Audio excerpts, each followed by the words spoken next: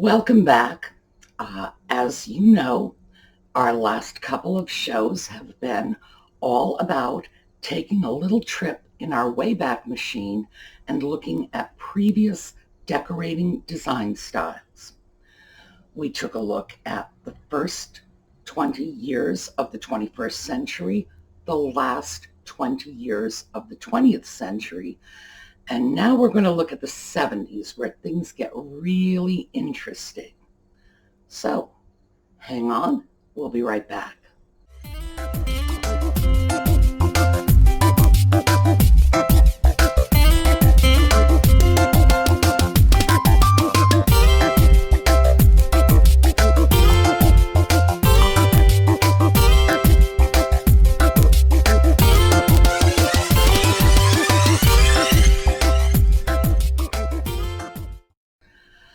Okay, so what was going on in the 1970s? Why would I find that interesting?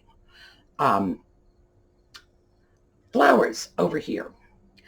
Those are zinnias from my neighbor's garden, and that encapsulates 70s color. Just those flowers. Red, yellow, orange, green. Wow, 70s was loaded with color. Not just any color, though. Interestingly enough, it was almost completely limited to fall colors. Yellows, oranges, reds, greens, sometimes all in the same piece of fabric. We're going to look at some 70s rooms in a little bit, and you'll see what I mean. So once we actually get through the 1970s, I think we're all going to have a bit of a handle on what was going on in the years to follow. People were apparently revolting in droves against that carnival of color mayhem. And it starts to explain a lot about why bland just became so acceptable to us. When I was looking over the last two videos, I realized I keep saying, I don't understand this. I don't know. And in fact, at one point, I just looked at myself on the video and said, if that woman says, I don't know, one more time, I'm just going to slap the silly right off her face. Wow. I find it incredible that a couple of highly colorful decades would throw us into such a tailspin that it would last for 40 years and we would all forget what color was. But apparently that's what happened. So when we're through with this, I think the rest is going to fall into place. Now, when I talk about the 70s, I'm talking about the decade ending with like 1979, moving into the 80s. However, it did not begin in 1970 or even 1969.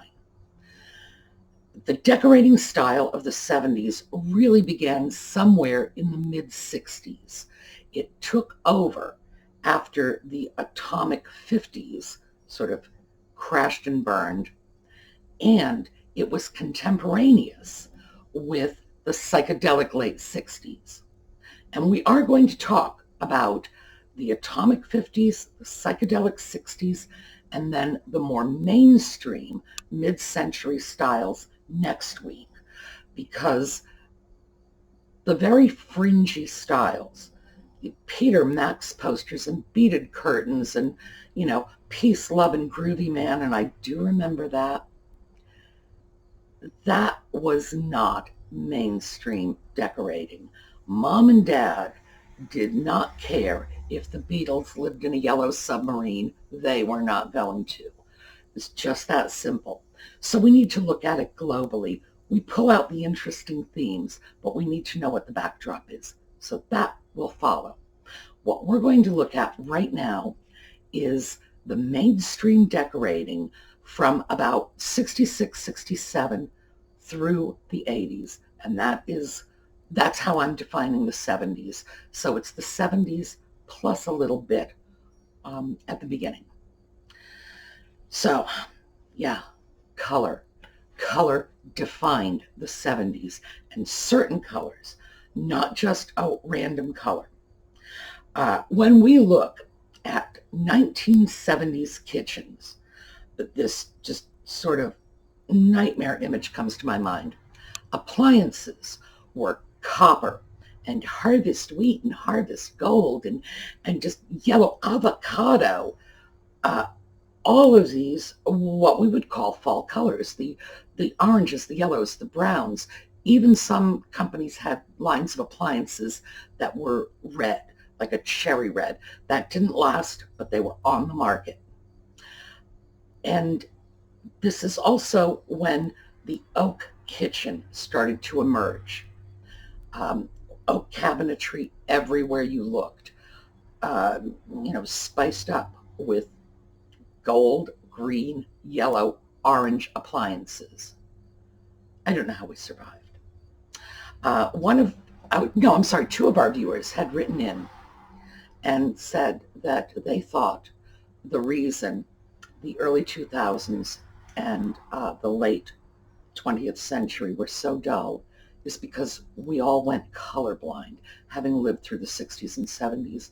And, I wouldn't be surprised. But we discussed this when we talked about Art Nouveau and Art Deco having been rejections of previous design elements. They wanted to go in another direction. And it wasn't as if they had a direction they were going in. They had a direction they were escaping from. That drove it. The desire to get away from the status quo, what was out there, just impelled them to go somewhere, anywhere. In this case, we landed in a very dull bowl of oatmeal. But we need to take a look at some of the things. Now, those of you who are old enough will remember this. Shag carpet. Just, my goodness, it was like piled this thick. It looked fantastic when it was first laid. But after 3 weeks of people walking on it, it was just a hot mess. The multicolored, it wasn't even one color. It was various shades of orange, various shades of yellow, various shades of green. Ew. It was wall-to-wall carpet everywhere. If you walked on it, somebody was going to put wall-to-wall carpet on it. Personally, I'm not crazy about that. It always struck me as inherently very, very dirty. You're walking on it all day long, and you probably have a carpet cleaning company come in maybe once or twice a year to shampoo it. If you threw a piece of fabric on the floor and somebody had walked on it twice, that would have gone in the washing machine. It just really amazed me that people who had a good sense of hygiene could somehow tolerate walking all over a carpet that couldn't even be picked up and swept under. That was the big thing. Plants. Plants were all over the place. They were in macrame plant holders too. It's like, oh my goodness, it's like there wasn't enough color there. We strung them up on macrame and put big fat orange and yellow beads in the macrame. There were rubber plants, ivies, everywhere you looked. Wallpaper. Now, one good thing that came out of the 70s was it started off as a wallpaper decade. By the end, wallpaper was done and gone. So when you went into the 80s, wallpaper was acceptable in the kitchen and the bathroom, and that was it. But new housing in the 1980s did not have papered walls. Nope. So how about we start looking at some of the other, the ersatz designs. And that's our word for the day, ersatz, E-R-S-A-T-Z. Just means fake. And usually like a fake low-end substitute. We used to hear that, well, I didn't personally because I wasn't alive, back in the Second World War when they would have coffee substitutes, ersatz coffee. When they had margarine substitutes, ersatz butter. Sort of a low-end substitute. Well, 70s, and this is actually starting in the late 60s, going through the 70s, had design styles that simply do not exist out in the real world. Three major design styles, and I'm sure there were many, many more. They all went the way of the dinosaur. Thank goodness for that. Mediterranean. What in the world would actually be a Mediterranean style? The Mediterranean Sea is huge. It abuts a great many countries with a great many different and very diverse cultural histories. Mediterranean, well, that was the label they slapped on it. And Mediterranean was characterized by this 70s palette, green, yellows, reds, and by odd little boxy shapes with cut-off corners. That actually is sort of a Moorish design, not Mediterranean, but hey, I guess they figure the Mediterranean abutted some Moorish countries. Why not throw that in? So let's take a quick look at Mediterranean design.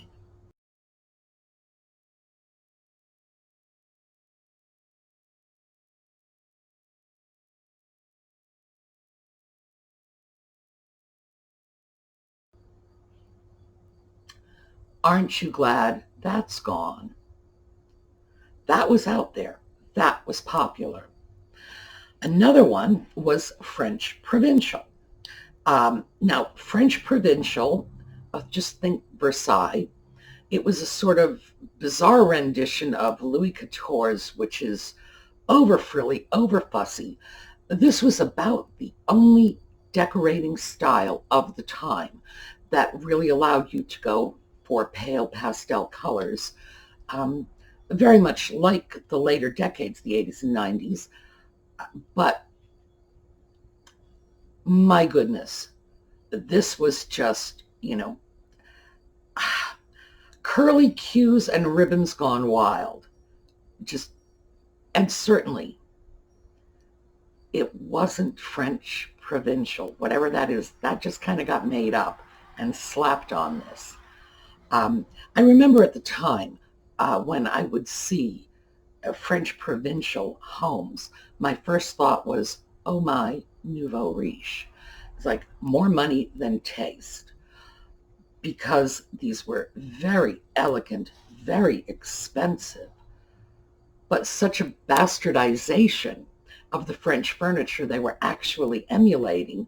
All this gold and white wood and tufting and satins, and I cannot imagine any man I know feeling comfortable there, and frankly, most of the women I know would not feel comfortable there. Well, see for yourself.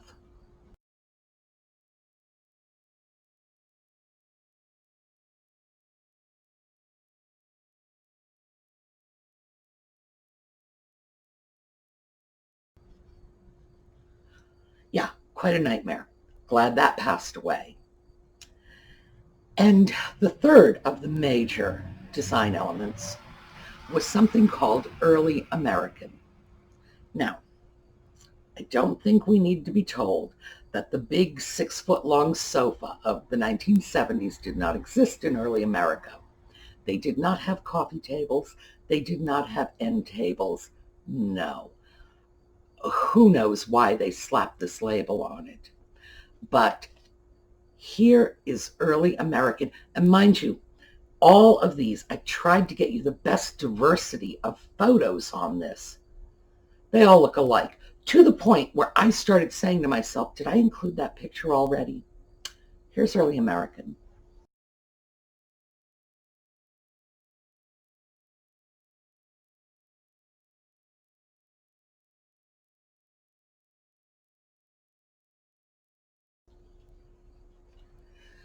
Now, as you can see, most of these styles have gone.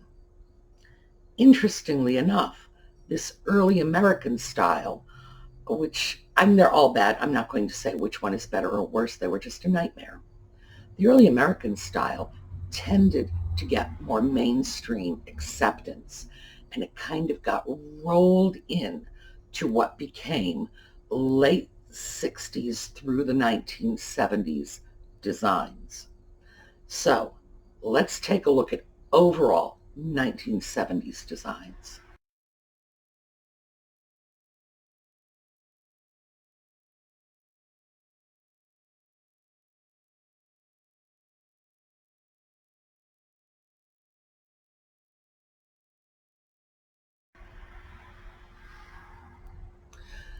Now, I'm sure you can see that they look very similar to those early American images because that was the style that sort of caught on. Box pleated skirts on the bottoms of the furniture, wings on the chairs and the sofas, and the same collection of fall colors everywhere. Some of the good things that came out of this period were bulkier, heavier coffee tables and end tables. The bad part of that was they were mostly softwoods. They were not the high-quality hardwoods that you saw 15, 20 years earlier, back in the 40s. No, these were more like pine and ash.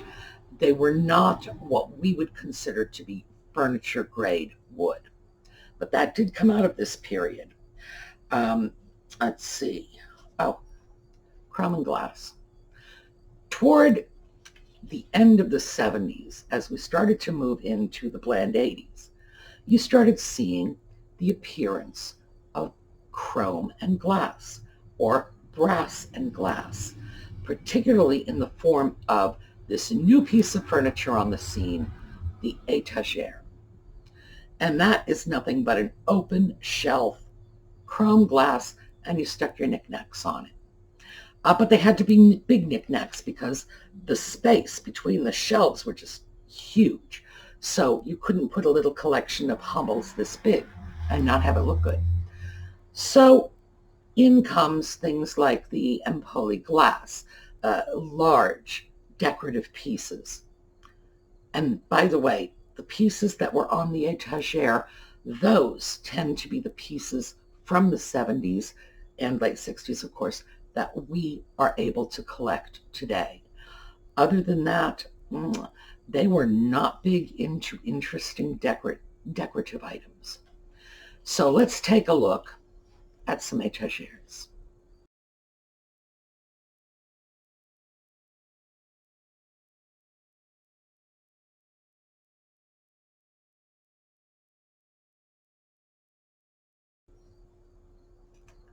Do you remember those? I sure do.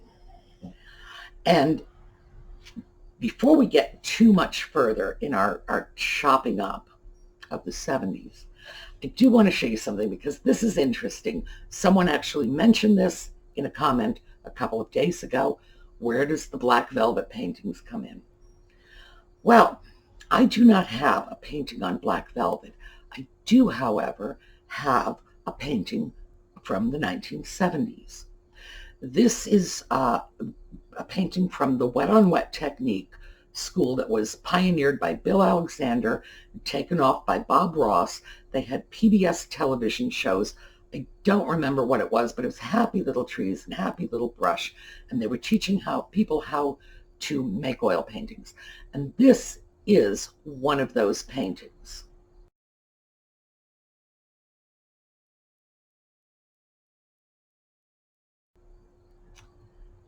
Okay, now that you've seen the painting, does that not scream 70s?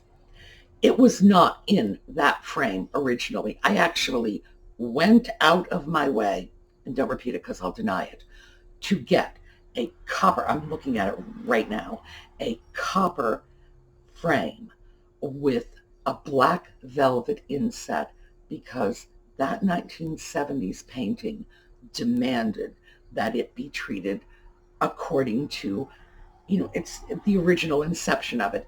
That is a 1970s piece. Putting it in anything other than a 1970s frame wouldn't have been doing it justice. But I have another painting, and it's still the same technique. But let me show you the difference.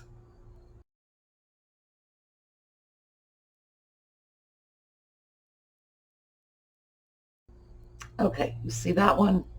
Now that painting is in an ornate plastic. That frame is not wood, it's not just so it's plastic. It's a Homeco frame. I just like the way the painting looked in it. But you notice the difference. Same technique. Suddenly it's a winter scene. The other was a fall scene. You know why? Because that painting was done in the 80s. Same thing, but the color schemes had changed.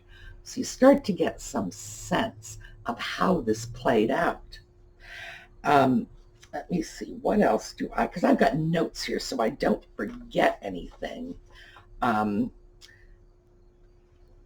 my goodness, the big one. The open floor plan and the great room are one of the most enduring trends that came out of the late 60s, early 70s. Now, open floor plans go back to the 50s.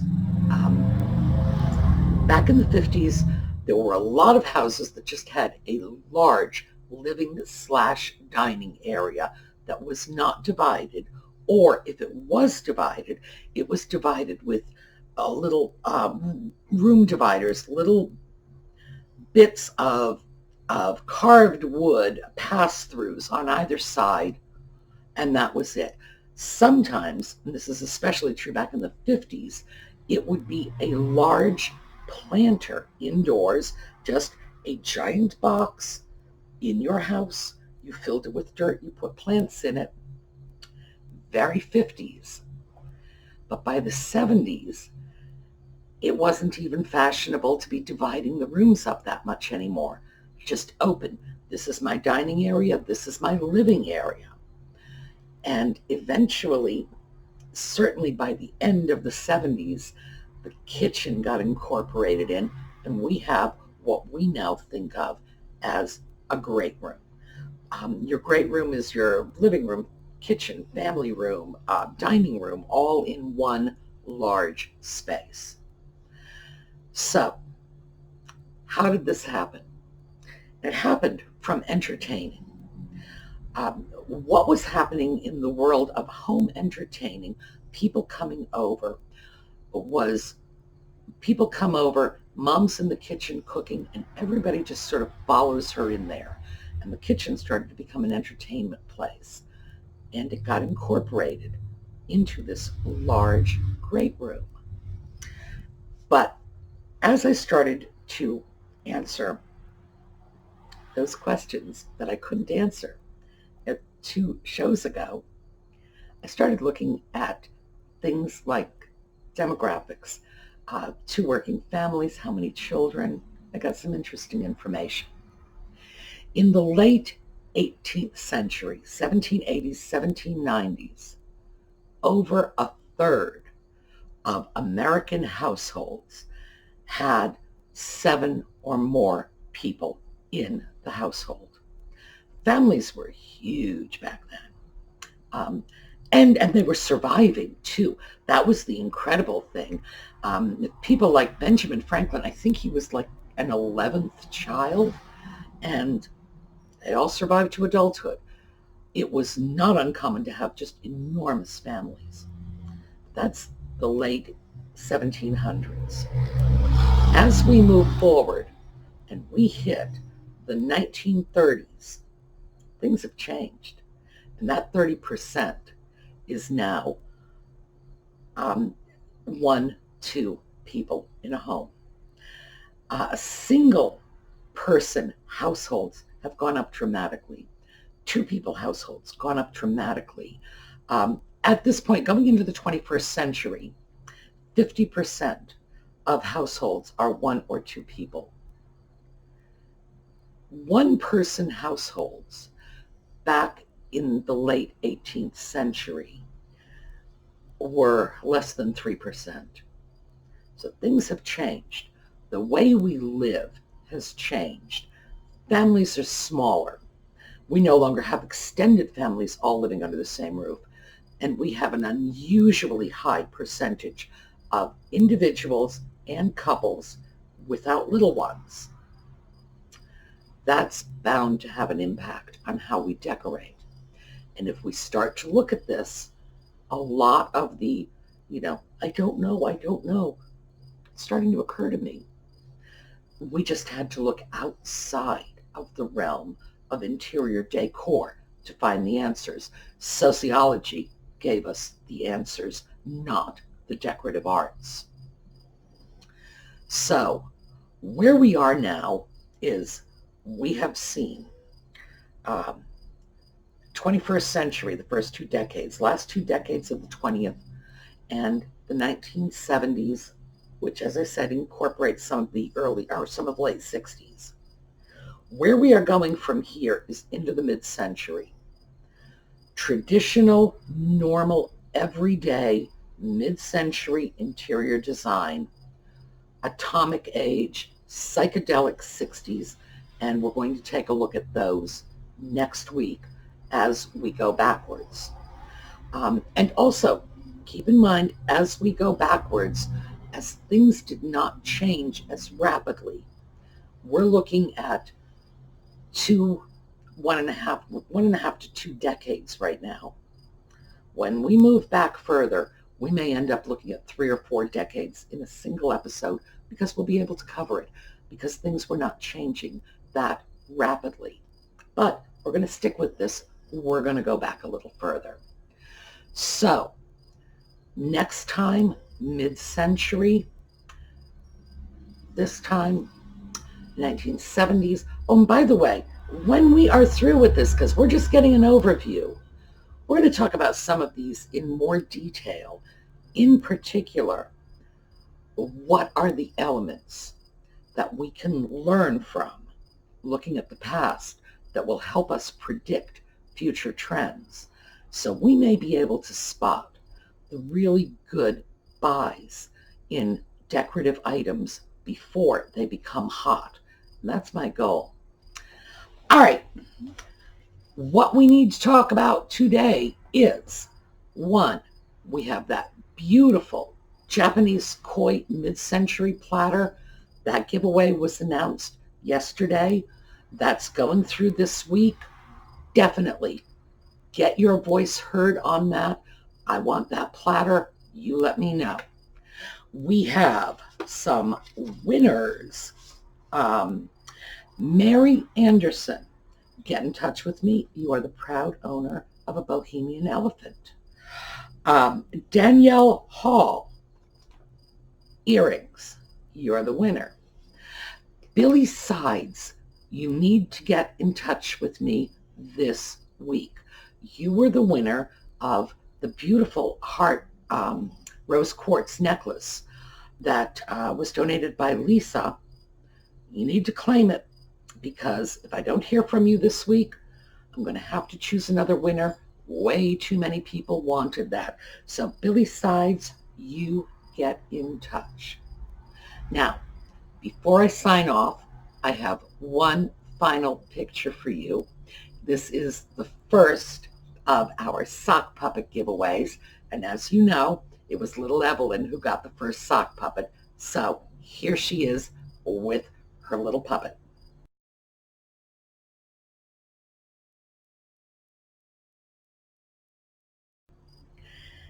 And as you may recall, the little blue-eared puppet has been named Evelyn in her honor.